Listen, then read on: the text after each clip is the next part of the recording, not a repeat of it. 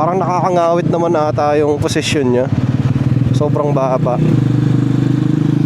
Ayun oh.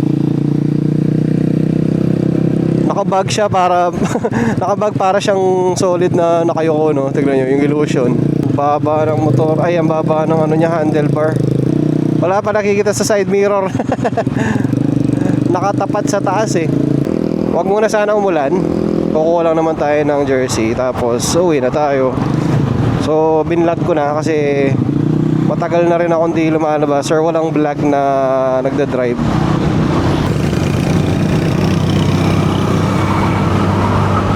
Ayun, sarap, full tank. Meron kaming bahay dito dati bandang ano eh, Pulumbulo. So kaya medyo alam ko yung lugar na pupuntahan. Pero medyo pasulok na to eh. Yeah, go. Ang bagal na mag-overtake, nakakapanibago.